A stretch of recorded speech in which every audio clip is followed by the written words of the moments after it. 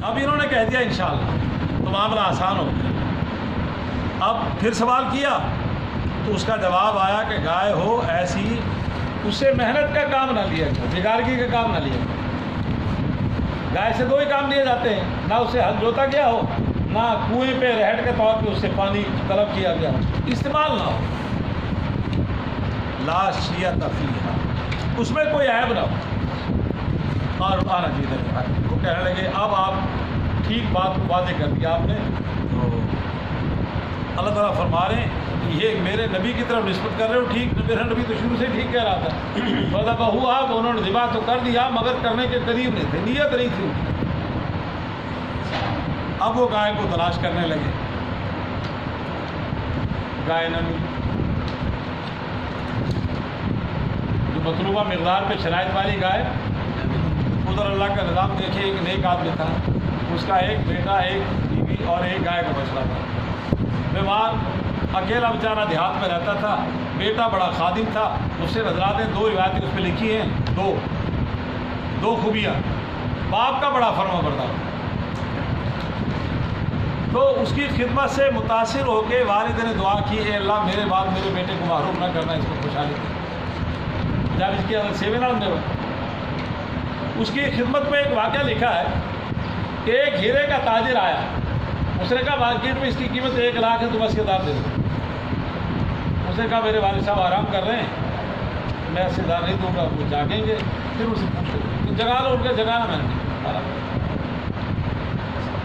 بیٹے کی سمجھداری دیکھیں کہ باپ کو بے آرام 20,000 کا نفع ہو رہا ہے، اسی وقت 80 کا لیا، مارکیٹ میں 1 لاکھ کا بک جائے گا، فرمایا 10 اور کم دے دو، نہ اور کم کر دو، میں نے باپ کو جگہ میں نے بھی آرام نہیں، اپنی ترتیب سے جب وہ اٹھیں گے وہ تاجر چلا گیا۔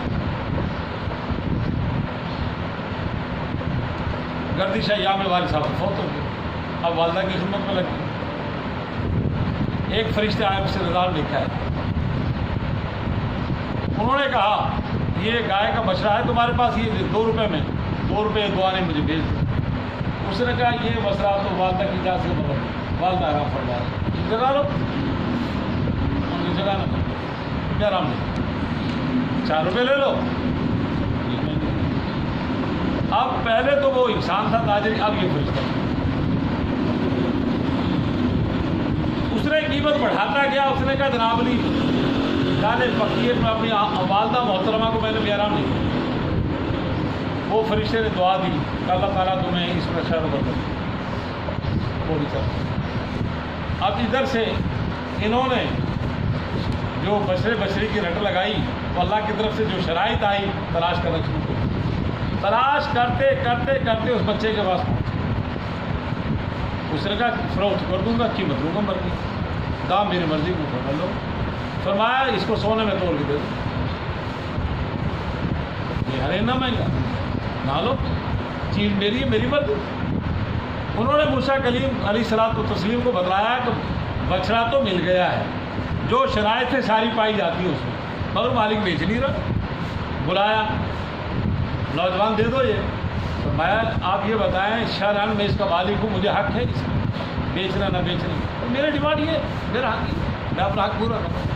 فرمایا حق ہے، لینا ہے تو لے لو، نہیں دیتا تو پھر سونے کے برابر تول کر اس کو دیا، سونے کے برابر والدین کی خدمت کا سلا، جس کو آج کا نوجوان مجھ سمیت گراں گزرتا ہے، مگر یہ ایسے ویسے میں رانا صاحب سمجھ نہیں۔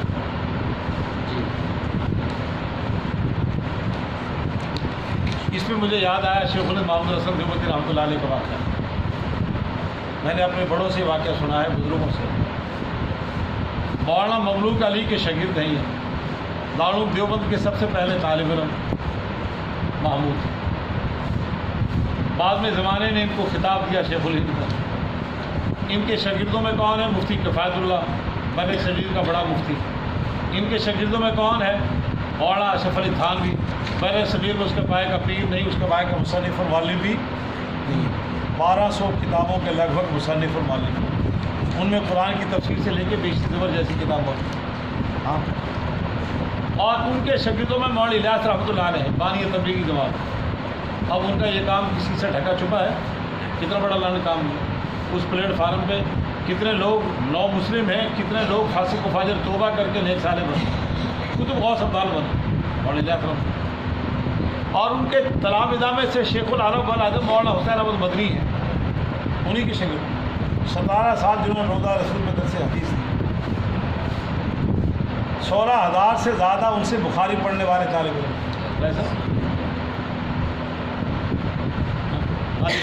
16,000 اس سے کم ہو گئی. اللہ معاف کرنا.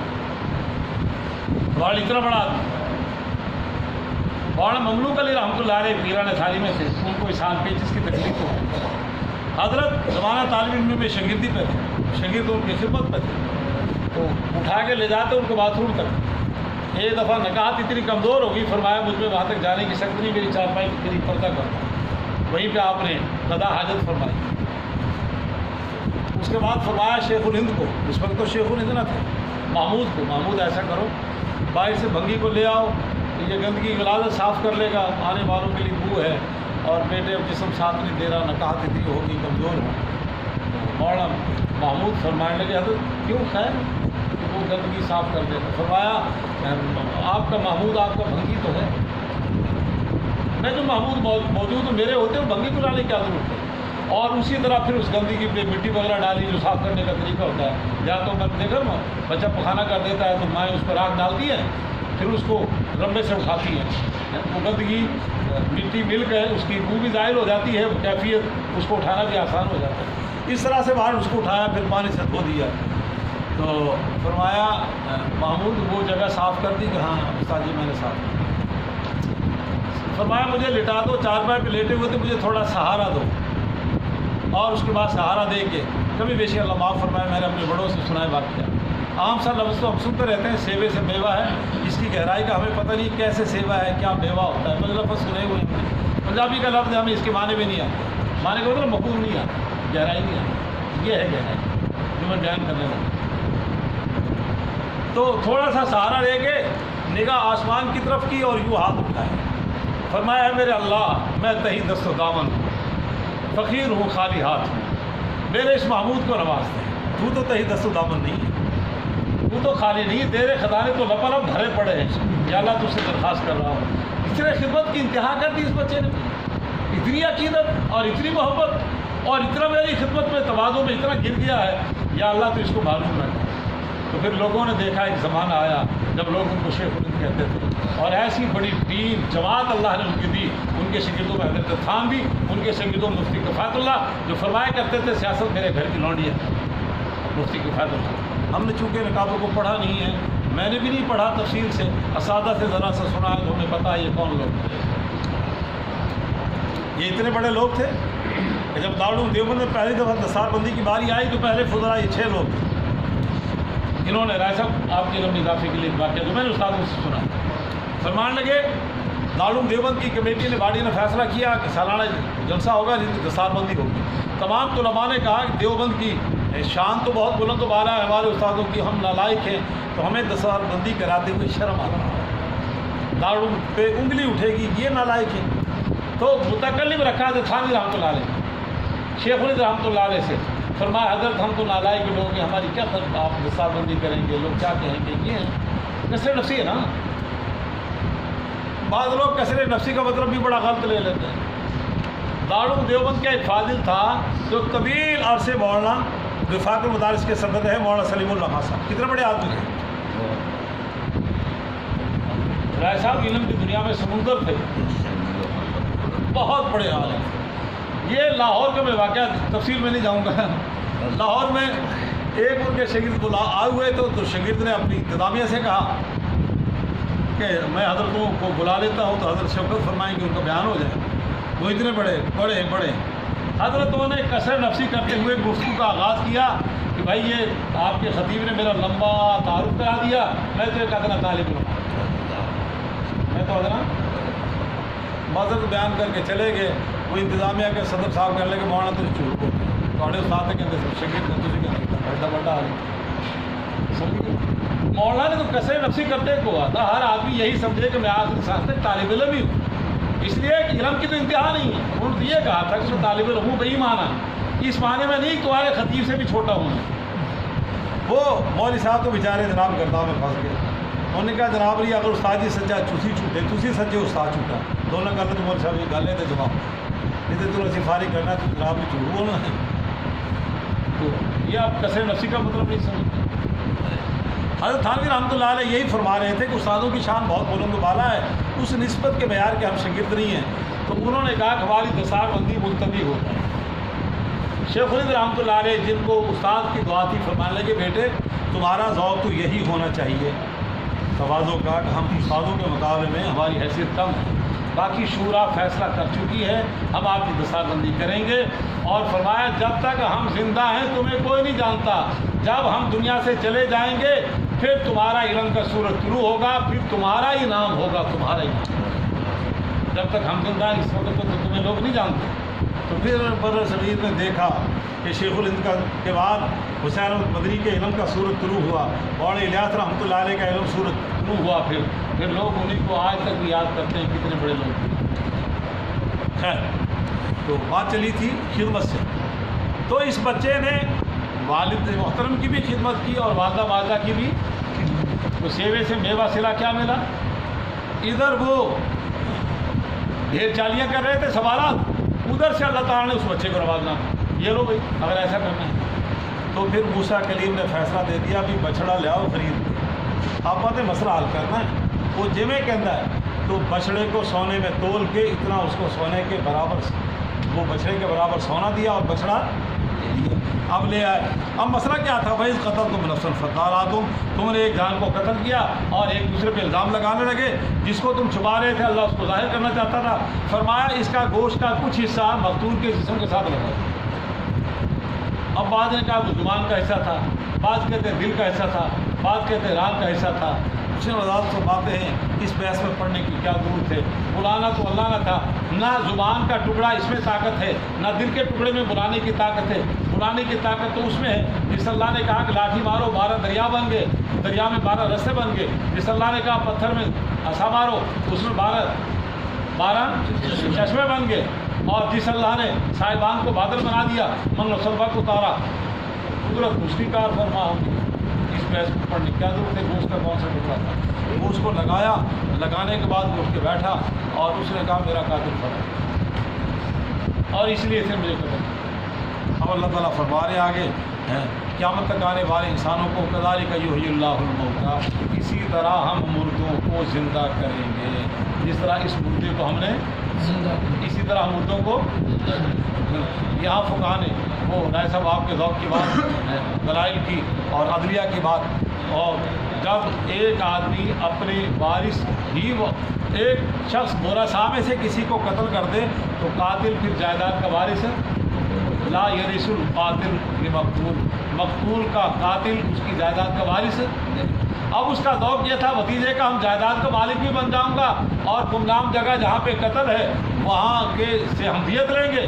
چنانچہ اس کے قتل کے بعد وہاں کے لوگوں سے کہا گیا کہ انہوں نے کہا کہ ہم نے تو قتل نہیں کیا. اب اس کے لیے اس زمانے میں توریت کا حکم بھی یہی تھا، آج بھی ہماری شریعت میں یہی حکم ہے.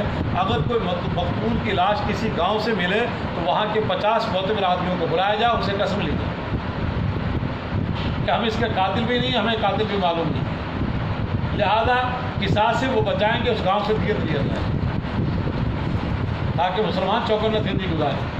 میں نا اتنے آن کے کو لاش میں سڑ دیں. مجھے پچھلے دنوں سے بتایا کہ چائنا میں ایک قتل ہوا، گمنام قتل. تو اب وہ قاتل کا پتہ نہ چلے. وہ جج نے اپنے اعتبار سے فیصلہ دے دیا کہ اتنے فاصلے تک جتنے لوگ ہیں سب کو بلا. نہیں اس نے کہا ذرا زور سے آواز دو. شاید رائے صاحب کے گھر میں واقع ہوگا. تو آواز کتنی دور تک پہنچتی؟ آواز نکلی اتنی دور تک جتنی آبادی ہے سب کو طلب کرو. ہاں جی بتاؤ قاتل کون ہے؟ وہ کہتا ہمیں پتہ نہیں. اس نے کہا جتنی آواز تم نے نکالی ہے جس آدمی کو مارا جا رہا ہے یقیناً وہ چیخا ہوگا، اس کی چیخ کی آواز تم تک کیوں نہیں آئی؟ تم اس کی مدد کیوں نہیں پہنچے؟ نہیں پہنچے تو لہٰذا تم بھی شریک ہو. لہٰذا اتنا پورا علاقہ اس قتل کے عوض میں تمام کو ترسدار میں لڑکا دیا. مطلب یہ آبادی چوکنا رہے ساڑھے دائیں بائیں کون آن جائے یہ ہو رہے.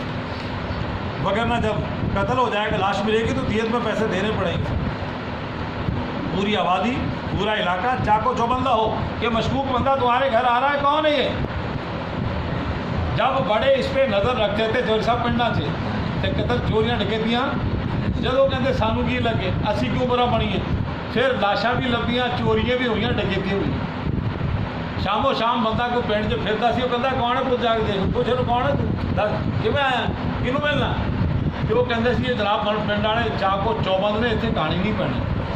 جب ہم نے یہ چیز چھوڑ دی اور شریعت نے کہا کہ دیت میں شامل ہوں گے، 50 بندے آج بھی ضابطہ ہے اسلام کا، 50 بندے حلف دے اور اس کے بعد اب دیت دینی پڑے گی۔ اتنے بے خبر کیوں، چاکو چوبند کیوں نہیں، محتاط کیوں نہیں، اور ان کی گرد و پیش پہ دائیں بائیں پہ نظر کیوں نہیں ہے؟ اب خیر یہ مسئلہ حل ہو گیا، قاتل متعین ہو گیا، اور فقہا نے یہ بھی لکھا ہے کہ قاتل مقتول کی جائیداد کا وارث نہیں ہوگا۔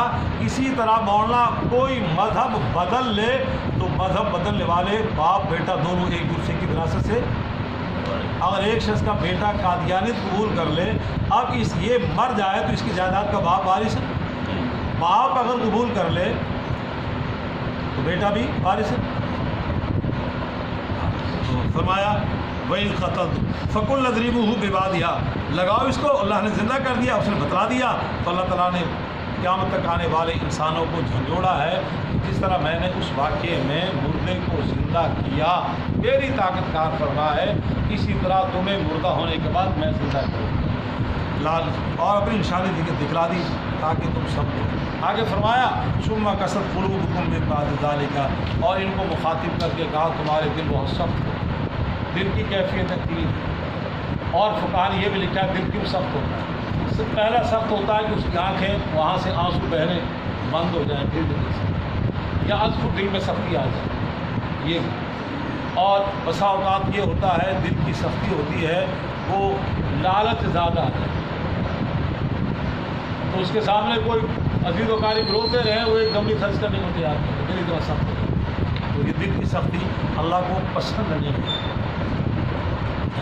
اور آگے تشبیہ دی کہ تمہارے دل سخت ہو گئے، یہ تو پتھر جیسے بھی زیادہ، قرآن میں کہا ہے 15 سپارے قل کونوا حجارۃ او حدیدا، تم پتھر ہو جاؤ یا لوہا ہو جاؤ، پتھر سخت ہے اس سے زیادہ سخت لوہا ہے۔ تو فرمایا تمہاری بدبختو، تمہاری تو کساوت قلبی پتھر سے بھی تجاوز کر گئی، حالانکہ پتھر کی حالت ہے، بعض پتھر وہ ہیں کہ ان میں سے پانی جاری ہوتا ہے، یہ سارے سواد کے چشمے پہاڑ سے نکل رہے کہ نہیں، فرمایا یہ بھی پتھر ہے جو اپنے اندر سے پانی نکال رہے ہیں، فرمایا ایک پتھر وہ ہے کہ اگر وہ پھٹ جائے تو پھر اس میں سے پانی نکلتا ہے، یہ کہتا ہے جس میں بھی نرمی ہے، اور فرمایا ایک پتھر وہ ہوتا ہے جو اوپر سے لڑک کے گرتا ہے، فرمایا یہ بھی تمہیں نظر آتا ہے گرتا ہوا، یہ میرے ڈر سے گرتا ہے، وہ میرے خوف کو وہ بھی محسوس کرتا ہے۔ پتھر کی 3 صورتیں ہیں اور تم اسی میں زیادہ سخت ہو، پتھر سے بھی زیادہ، اور دل کا نرم ہونا، اس میں سب سے مؤثر چیز ہے اللہ کا ذکر، اللہ کا ذکر، اور مشکل ذات نے لکھا ہے کہ سب سے زیادہ انسان وہ جو اللہ کی طرف گرتے جیسے پتھر لڑک کے آتا ہے ہماری طرف ہمارے ڈر سے، تو فرمایا جو ایسے اللہ کی طرف جھک جاتا ہے، اور جھکنے میں کون سا عمل ہے؟ سجدہ، اس کو ہمارا قرب ذات حاصل ہے۔ سورہ الگ کی آیت ہے آخری، اب سجدہ بھی واجب ہو جائے گا مجھ پر بھی آپ پر بھی، اس کے لفظ کیا ہے؟ واسجد، پڑھو نا، واسجد واقترب، سجدہ کر اور میرا قرب حاصل کرے۔ تو جیسے پتھر لڑ پڑا کے اللہ کے ڈر سے گرتا ہے، تو فرمایا تم بھی میرے حضور گر جاؤ، کثرت سے سجود کرو، نوافل نمازیں، تو تمہیں بھی میرا قرب حاصل، اور فرمایا سب سے زیادہ قرب وہ سجدوں، اس میں بڑا عجیب واقعہ لکھا ہے، ہم بھی نمازیں پڑھتے ہیں، اولیاء کی نماز میں ہماری ان کی نمازوں میں کیا فرق ہے؟ شاہ ولی اللہ کے بیٹے تھے شاہ عبداللطیف محدث دہلوی رحمۃ اللہ، اور ان کا ایک مرید کامل تھا بریلی شہر کا رہنے والا، سب آپ کے ذہن میں آپ نے فاتح خانی بھی کی ان کی، کئی دفعہ گئے آپ، سید احمد شہید، شاہ اسماعیل شہید کو پوتے تھے، سید احمد شہید، یہ ان سے بیعت ہوئے شاہ عبدالعزیز سے، انہوں نے اپنے بھائی کے حوالے کر دیا ان کو شاہ عبدالقادر کے، جنہوں نے سب سے پہلے اردو ترجمہ قرآن لکھا، شاہ عبدالقادر رحمہ اللہ تعالیٰ، 3 سال ان کی خدمت پر ہے، انہوں نے طبیعت میں محسوس کر لیا کہ ان میں اللہ نے بہت ودیت رکھی ہے، صلاحیتیں رکھی ہیں دین کی شاد دین کے غلبے کی. اس کے بعد انہوں نے ایک جگہ ان کی تشکیل کر دی کہ وہاں سے فوجی ٹریننگ لے کے آؤ, کیونکہ انگریز کے خلاف جہاد کا سلسلہ ہوگا. تو کئی ساری ٹریننگ لی, اور یہ ہیں, اور انہی کی صحبت میں تھے شاہ اسماعیل شہید رحمۃ اللہ علیہ. ان سے بیٹھ ایک دفعہ شاہ اسماعیل شہید رحمۃ اللہ علیہ فرمانے لگے, حضرت میں نے ایک رسالہ پڑھا ہے یہ, اور اس میں نماز کی حیت اور طریقہ لکھا ہے, تو میں چاہتا ہوں کہ یہ کیفیت اس طرح پڑھیں گے تو یہ کیفیت حاصل ہو جائے کہ 2 رکعت نماز ایسی پڑھی جائے جس میں تکبیر اولیٰ سے لے کے سلام تک شیطان کا وسوسہ نہ ہو. کیسی نماز؟ تکبیر اولیٰ سے لے کے سلام تک شیطان کا وسوسہ, دل اللہ کی طرف ہو, کسی اور طرف نہ. فرمایا میں نے راتوں کو پڑھنا شروع کی, کئی دفعہ 100 رکعتیں پڑھ جاتا ہوں, کیفیت حاصل نہیں ہو. کسے کہا؟ سید احمد شہید. وہ کس کے فیض یافتہ ہے؟ عبد القادر کے. اور ان کے پاس کس نے بھیجا؟ شاہ عبد العظیم محدث دہلوی رحمۃ اللہ. اب یہ بتلائیں کہ اب شاہ عبد القادر کس معیار کے ہوں گے, شاہ عبد العزیز کس معیار پہ ہوں گے, شاہ عبد اللہ محدث دہلوی کس معیار پہ ہوں گے. تو شاہ اسماعیل شہید رحمۃ اللہ علیہ نے اپنے شیخ کے سامنے مسئلہ رکھا, فرمانے لگے تو آسانی سے حاصل ہو جائے گا, میں نفل پڑھاتا ہوں, تم میرے پیچھے 2 رکعت نفل پڑھ لو, اب یہ حاصل ہو جائے. یہ شاہ اسماعیل یہ کون سا مشکل تھا؟ فرماتے ہیں کہ میں نے اپنے طور پہ اتنی کوشش کی, ایک رات میں 100 رکعت نفل پڑھے, مگر مجھے کیفیت حاصل. مجھے اپنے شیخ کے سامنے میں نے مسئلہ رکھا, سید احمد شہید بریلی کے سامنے, انہوں نے کہا کہ میرے پیچھے پڑھو, انہوں نے امامت کرائی, میں نے پیچھے پڑھا, تکبیر اولیٰ سے لے کے سلام تک کہیں بھی دھیان نہیں کیا اللہ کی طرف. میں نے یہ مسئلہ رکھ دیا مولانا عبدالحی صاحب کے پاس. یہ تھے اب مولانا شاہ عبد القادر کے داماد, بہت بڑے عالم تھے, شاہ اسماعیل کے وہ بہنوئی بن گئے, پھوپھڑ بن گئے. تو فرمایا, انہوں نے بھی کہا جناب ہمیں بھی یہ سکھا دو, تم بھی پڑھ لو آؤ. تو اس لیے شیخ کو تلاش کیا جلدی کیفیت حاصل, جلدی پرے گا سمجھ نہیں آتی, عصر حاضر کے طریقے سے سمجھا. رائے صاحب آپ نے LLB کا نصاب جب پڑھا تھا تو فوراً آپ عدالت میں کھڑے ہو گئے یا کسی کے پاس پریکٹس کی تھی؟ اب آپ کے بچے آپ کے زمانے سے اس زمانے میں بعض بچے اور زیادہ ذہین ہیں, مگر وہ براہ راست جج کے سامنے کھڑے ہونے کی استعداد ہے ان میں, یا آپ کے ذاتی تلمس طے کر کے جائیں گے. اس طرح آج کے زمانے کا بچہ اگر وہ MBBS کا نصاب پڑھتا ہے تو وہ براہ راست پریکٹس, اس کو بھی سینئر ڈاکٹر کے پاس تجربے کی دنیا میں بیٹھنا پڑے گا. شیخ کا کمال یہی ہو, چاہے اس نے درس نظامی بھی کی ہو, اور نہ ہم نے بھی درس نظامی کی ہے, مگر تخصص میں افتاء میں ایک علیحدہ شعبہ ہے. فقہ ہم نے بھی وہی پڑھی ہے, فقہ انہوں نے بھی وہی پڑھیں گے, اور وہی میں اسی میں وہ تجربات کراتے ہیں کہ یہ ایسے ہے ایسے. تو شیخ کامل جو ہوتا ہے وہ اپنے طور پہ ہم ذکر کرتے رہے, وہ کیفیات حاصل. شیخ جب کراتا ہے تو پھر وہ کیفیات حاصل. اب ایک لڑکا LLB کا نصاب پڑھ کے ساری زندگی وہ استاد سے رجوع نہ کرے تو ساری زندگی مزہ ہوا تجربات کو ہونا مشق وکیل روڑتا ہی رہنا ہے. صبح شام تک گاہک نے کوئی آنا, جڑ بھی آ کے انہیں 100 گاہک خراب ہی کرنا ہے. اس نے 100 بندوں میں اس کو برائی سے یاد کرنا, انہیں پتہ ہی کیسے غلط ہے, چاہے وہ علم کی دنیا میں وہ کتنا ہی بلند و بالا کیوں نہ ہو, ہائی فرسٹ ڈویژن ساری سندات کیوں نہ ہو اس کے پاس, میٹرک سے لے کے LLB سارا, وہ کیسے کم دیا نہیں ہے. تو یہ دل کی کیفیت پیدا کرنے کے لیے اللہ تعالیٰ شکوہ کر رہے ہیں. پہاڑ کی بھی 3 کیفیتیں ہیں, اور تمہارا تو دل یہودیوں اس سے بھی زیادہ سخت ہے. دل کا نرم ہونا انسان کی خوبی ہے, سخت ہونا خوبی نہیں ہے. اور یہ ہوتا ہے کثرت سجود سے یا اللہ کے ذکر سے, کثرت سجود سے یا اللہ کے. اور دوسرا اہل دل والوں کی صحبت میں بیٹھنے سے, ان کی صحبت سے. خربوزے سے رنگ پکڑتا ہے, اللہ والوں کی صحبت میں بیٹھا جائے تو اس سے بھی رنگ. چنانچہ اللہ رحمۃ اللہ علیہ فرمایا کرتے تھے کہ وہ علماء ہیں رنگ فروش, علماء ہیں رنگ فروش. اور فرمایا کرتے تھے ہم ہیں رنگ ریز, ہم تو رنگ چڑھاتے ہیں. جس طرح وہ آج کے دور میں وہ کپڑوں کو جو رنگ چڑھاتے ہیں, کیا لفظ اس کو کہتے ہیں, رنگ سا, تو یہ لفظ فرمایا ہمارے پاس جو آتا ہے ہم تو رنگ چڑھا دیتے ہیں اس پہ پھر اللہ کی محبت کا ایسا رنگ چڑھاتے ہیں پھر وہ ہٹنے کا نام نہیں لیتا. وہ گلا تو کٹا لے گا, آنکھیں تو نکلوا لے گا, سر تو پھڑوا لے گا, پھر اللہ سے دور ہٹے گا نہیں.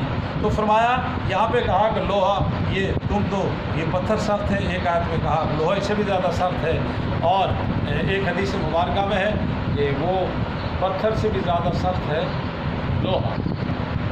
پتھر سے بھی زیادہ طاقتور کیا ہے؟ لوہا. لوہے سے بھی زیادہ طاقتور آگ ہے جو اس کو پگھلا دیتی ہے. کوئی اتفاق پیپو والے کی فیکٹری میں اتنی بڑی جناب ایک گاٹر پانی بن جاتا ہے. ٹنمل بدنی لوہے کی چٹان کے اندر ڈالا جائے تو وہ بھی پگھل کے لوہے آگ میں اتنی طاقت. پھر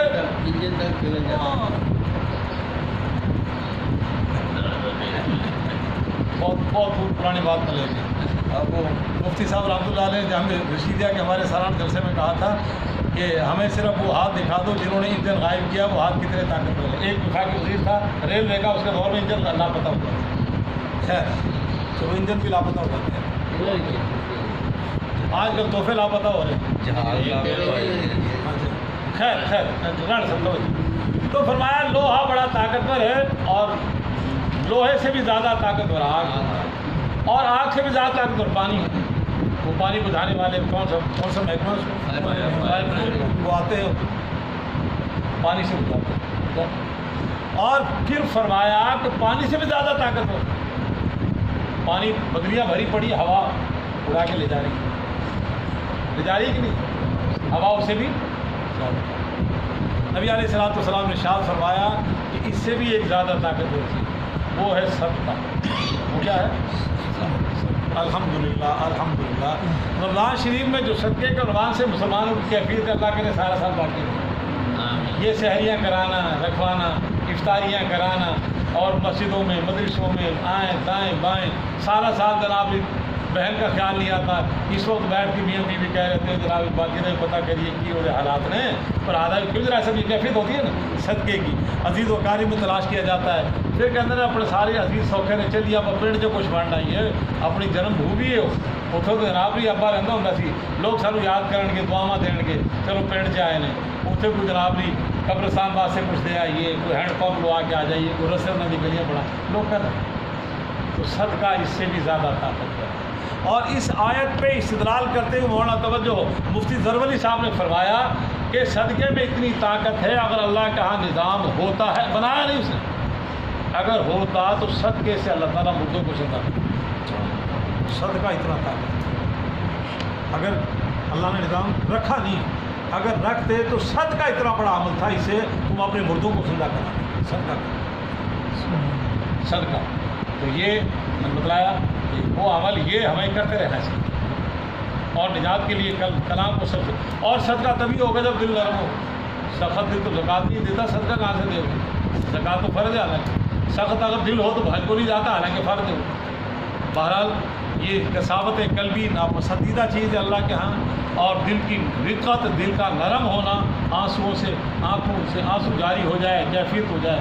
یہی تو وجہ ہے کہ نبی علیہ السلام کے مجلس میں ایک شخص آیا، یا رسول اللہ میں نے بہت جرم کیے ہیں، معاف ہو جائیں گے؟ فرمایا کلمے سے معاف ہو جائیں گے. فرمایا یا رسول اللہ میں نے بہت جرم کیے.